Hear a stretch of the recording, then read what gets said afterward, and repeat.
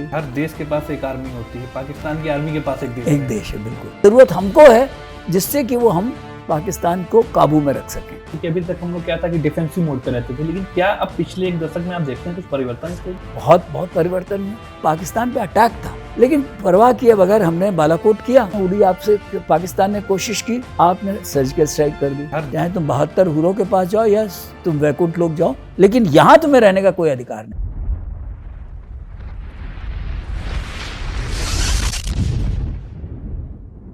पाकिस्तान के पर्सपेक्टिव से सर अगर थोड़ा सा बात करें, जो इंडिया की स्ट्रेटेजी रही है, कूटनीति रही है, वैश्विक स्तर पर पाकिस्तान की स्थिति को आप कैसे देखते हैं? पाकिस्तान तो आजकल मतलब बिल्कुल उस कगार पे है कि अब प्रश्न ये है कि पहले कौन टूटता है, बांग्लादेश टूटता है या पाकिस्तान टूटता है।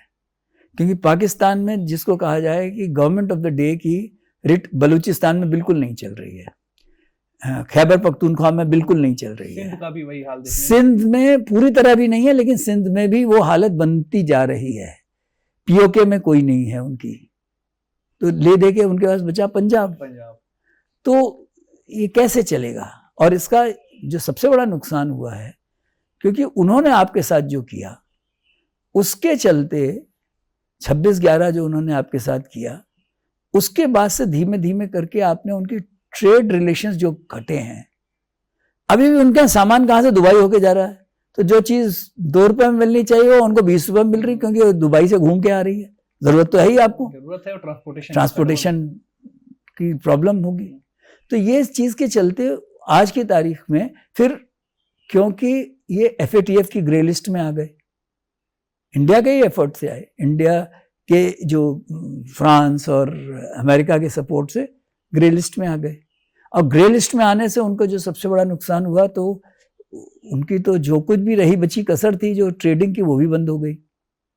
तीसरा, अभी क्या है कि अब उनके न्यूक्लियर एसेट्स पे लोग अटैक करने लगे। TTP कोशिश कर रही है।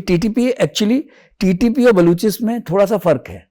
बलूच जो है वो सेक्युलर हैं, वो इंडिपेंडेंस चाहते हैं। TTP इंडिपेंडेंस नहीं चाहती, खैबर पख्तूनख्वा वो पूरे पाकिस्तान पे कंट्रोल करना चाहती है। जो तहरीक तालिबान पाकिस्तान है, वो शरिया से पाकिस्तान को चलाना चाहते हैं। तो आपने 2-3 दिन पहले देखा होगा कि उन्होंने जो बेस है कराची के पास में, एयर बेस, जहाँ की उनके कुछ न्यूक्लियर एसेट्स हैं, उन पर अटैक करने की कोशिश की। अटैक तो थ्वार्ट हो गया, लेकिन कब तक? तो अमेरिका क्या कर रहा है, उसने अफगानिस्तान से बगराम एयरफील्ड मांगी है, क्योंकि बगराम एयरफील्ड पे अगर अमेरिकन एसेट्स होंगे तो वहाँ से वो 15 मिनट में इफेक्टिव हो जाएंगे कि अगर कोई कोशिश भी करेगा। तो उनके न्यूक्लियर एसेट्स आज की तारीख में वहाँ पे बहुत जोर से लोग कह ही रहे हैं कि भाई बेच दो, इससे न्यूक्लियर से हमें क्या मिल रहा है, हमें खाना तो नहीं, हमें तो आटा चाहिए।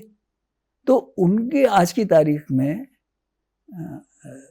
फाइनेंशियली भी मुश्किल में है, जो सोशल कोहिजन है उसमें मुश्किल में है। आर्मी की कोई जो पहले इज्जत थी वो अभी उतनी इज्जत रही नहीं है। करीब 3000 आदमी छोड़ गए बलूचिस्तान में के डिप्लॉयमेंट के बाद, 3000 आदमी करीब छोड़ गए, और वो जा कर के कहीं दुबई में या सऊदी अरेबिया में सिक्योरिटी जॉब्स कर रहे हैं। तो क्या सबसे बड़ा ट्रेड क्या है वहाँ से? एक्सपोर्ट ऑफ गधाज। सबसे दूसरा बड़ा एक्सपोर्ट क्या है? वो भिखारी एक्सपोर्ट कर रहे हैं।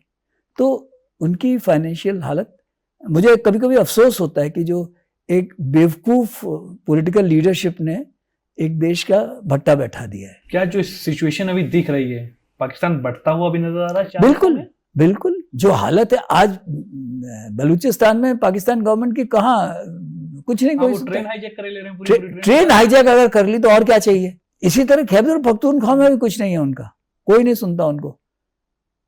सिंध में नए सिरे से शुरू होने लगा है। जो POK है, पाकिस्तान ऑक्यूपाइड कश्मीर है, और गिलगिट बाल्टिस्तान में, उसमें भी उनकी नहीं लोग सुन रहे हैं। वहाँ पे नारे लगते हैं, ये जो दहशतगर्दी है इसके पीछे वर्दी है, ऐसे नारे लग रहे हैं। तो ये कहना कि वो, और जब वो देखते कि उसी के कंपैरिजन में जो पाकिस्तान का हिस्सा भारतवर्ष के पास है, उस पर अमन चैन है, लोगों को तरक्की करने का पूरा मौका है, तो तो मतलब टूटने के कगार पे तो है ही है और ये पाकिस्तान। बात जो कही जाती है कि हर देश के पास एक आर्मी होती है, पाकिस्तान की आर्मी के पास एक देश है बिल्कुल।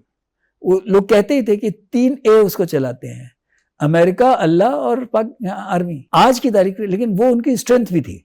आज की तारीख में वो आर्मी उनकी डिस्क्रेडिट हो रही है। बहुत से लोग आर्मी पर विश्वास नहीं कर रहे हैं कि भाई वहां पे भी ये होने लगा कि भाई इनके सबके बच्चे तो सब विदेशों में रह रहे हैं, इनके सबके घर विदेश में हैं। आप देखिए मुशर्रफ भाग के गए कहाँ, दुबई में रहने लगे अपना आराम से। नवाज शरीफ का इंग्लैंड में घर है, लंदन में। तो चाहे वो बेनजीर भुट्टो रही हों, सबके बाहर है। हमारे यहाँ तो ऐसा कोई नहीं है कि हमारे यहाँ जो इलेक्शन हारेंगे तो फिर उसके बाद वो भारतवर्ष में, दिल्ली में ही रहेंगे। एक लास्ट लाइन और एक आखिरी क्वेश्चन सर, मौजूदा वक्त में आप भारत की कूटनीति को कैसे देखते हैं? मेरे हिसाब से सभी को लेकर, चाहे वो बांग्लादेश के साथ में हो, पाकिस्तान के साथ में हो, चाइना को लेकर हो, या अन्य जो देश है उनके साथ में हमारे दोस्ती हो, हमारे लेन देन हो, रक्षा के पॉइंट ऑफ व्यू से। नहीं, मेरे ख्याल में आज की हमारी कूटनीति बहुत अच्छी चल रही है। आपने देखिए जो सबसे बड़ा उनका सपोर्ट बेस था पाकिस्तान का, middle east, Saudi Arabia, UAE, वो आपने काट दिया। वो आपके साथ है, उनके साथ नहीं है। चाइना का जो सबसे बड़ा सपोर्ट बेस था वो रशिया था। आपके रशिया से रिलेशन हैं जिसकी वजह से उतना वो श्योर नहीं है। तो जो साउथ ईस्ट एशिया, आसियान में पहले चाइना से वो डर रहे थे। इंडिया ने जिस तरह से एलएसी पे स्टैंड लिया तो उससे वो अब डर नहीं रहे। आपके अपने इलाके में अगर आप देखें कि ये सीसॉ बैटल चल रही है कि उसने महिंदा राजपक्षा के टाइम में श्रीलंका में किया, लेकिन आज श्रीलंका आपके साथ है। मोइजू जब आए वो चाइनीज थे, आज वो आपके साथ हैं। नेपाल में जो प्राइम मिनिस्टर बन जाता है वो इंडिया के साथ हो जाता है, और जो अपोजिशन में रहता है तो क्योंकि ये कम्युनिस्ट, तो वहां पे एक नया मूवमेंट शुरू हो गया है कि भाई आप राजा साहब हिंदू राजशाही वापस आ जाए।